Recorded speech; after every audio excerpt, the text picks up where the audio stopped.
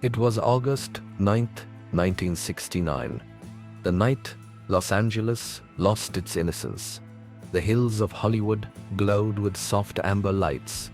The world of the rich and famous was wrapped in luxury, dreams and delusion.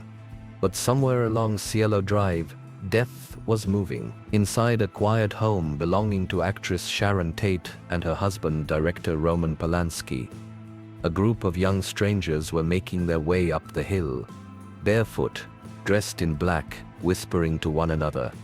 They carried knives, a gun, and something far more dangerous: the belief that they were on a mission of divine chaos. By dawn, 7 people would be brutally murdered. A city of stars would fall into terror, and the name Charles Manson would forever become a symbol of evil, insanity and manipulation. A self-proclaimed prophet who turned lost youth into killers. This is the story of the Manson family murders. To understand what happened that summer, we must first step into the fractured mind of Charles Manson. Born in 1934 in Cincinnati, Ohio, Manson's life began in abandonment and neglect. His mother was a teenage alcoholic. His father, unknown. By the age of 9, he was stealing, fighting and living on the streets. Most of his youth was spent in reform schools, correctional facilities and eventually prison. But behind the troubled boy's eyes, something darker was forming: a hunger for control and validation. In the 1960s, as America drifted into the psychedelic haze of the hippie era, Manson walked out of prison into a world ready to follow anyone promising freedom.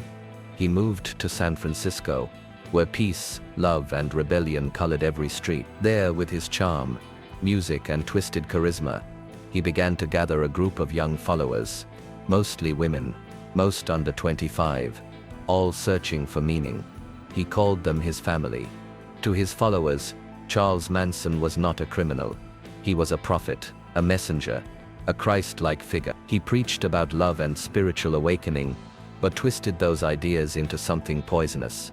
He spoke of an upcoming apocalypse, a race war he called Helter Skelter. He told his followers it was written in the music of the Beatles, hidden in their lyrics, meant only for them to hear. Manson claimed that when chaos consumed the world, his family would rise from the desert as the new leaders of humanity.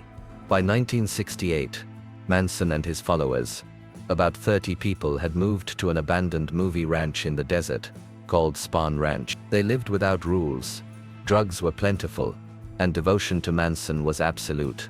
What began as free love soon became blind obedience.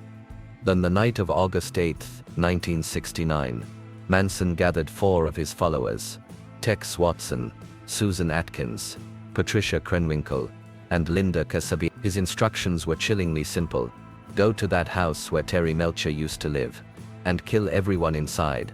Make it witchy. Terry Melcher was a record producer who had once rejected Manson's music. But now, another man lived there: film director Roman Polanski. He was out of town, but his wife, actress Sharon Tate, was home, 8.5 months pregnant. Just after midnight, the Manson family's car rolled silently up Cielo Drive. The first victim was a young man named Stephen Parent, who was visiting a friend on the property. Tex Watson shot him through his car window, the first shot of the Manson murders. The killers climbed the fence and entered the house. Inside, Sharon Tate and her guests, Jay Sebring, Abigail Folger, and Wojciech Frykowski, were enjoying a quiet evening. Then, chaos erupted. Tex shouted, "I'm the devil and I'm here to do the devil's business."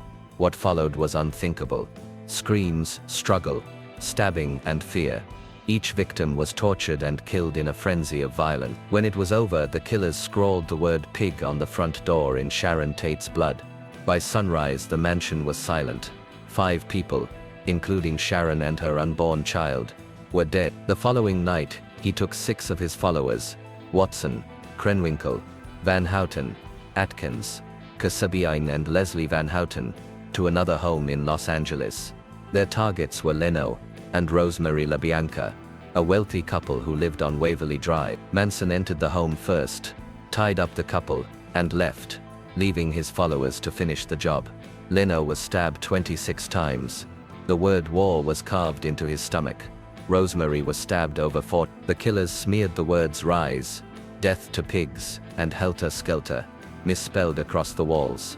For the second night in a row, Los Angeles was drenched in horror. No one knew who would be next. The random nature of the crimes terrified the city. Celebrities, the rich, and the ordinary all locked their doors, afraid the killers were still out there. The police were overwhelmed. The first murders, the Tate killings, showed no clear motive. The following night's crime scene appeared similar but unrelated. At first, detectives didn't connect the dots. Then, as weeks passed, clues began to surface. At Spahn Ranch, Manson and his followers were arrested on unrelated car theft charges. But inside the jail, members of the family couldn't stop talking, bragging, hinting. It was only a matter of time before the pieces fit together. A break came when Susan Atkins bragged to a cellmate that she had been part of the Tate murder. Word got out, and suddenly, detectives realized they were dealing with something far larger than a random killing. The Manson family had killed under orders to ignite the race war.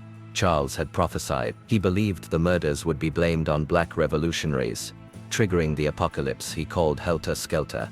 When police raided the ranch again, they uncovered bloody clothing, knives, and other evidence linking the group to both crime scene. Soon the world would know the name Charles Manson. The trial began in 1970, and quickly became one of the most sensational in American history. Charles Manson appeared in court with an X carved into his forehead, claiming he had removed himself from the system. His followers, mostly women, mimicked his every move, chanting and singing outside the courthouse. Inside, prosecutors revealed the horrifying details. Manson hadn't physically killed anyone that night, but his control was absolute. He had brainwashed his followers into believing that murder was a divine mission. One by one, the killers testified about the events at Cielo Drive and Waverly Drive, describing them with a chilling calm. Manson smiled through most of it. At one point, he even lunged at the judge, forcing security to restrain him.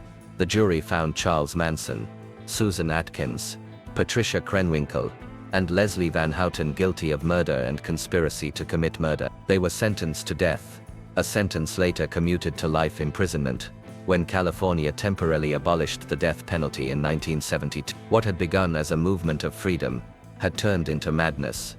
The Manson family's crimes forced America to confront the dark side of blind faith, the danger of surrendering your mind to someone claiming to hold the truth. Charles Manson died in prison in but his legacy of fear, manipulation, and control lives on in books, films, and nightmares. Even today, decades later, people still ask the same haunting question.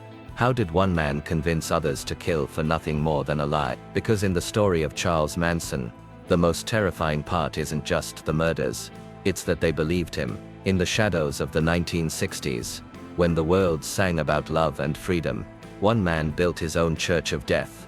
He didn't use force, he used word. He didn't need armies, only followers. And with nothing but manipulation and madness, he brought the entire world to its knees. The Manson family murders were not just about blood or fame, they were about control, about the power of belief twisted into something monstrous. As the years pass and the faces fade, one truth remains: the greatest weapon Charles Manson ever held was his voice. And sometimes, the most dangerous killers never pulled the trigger at all.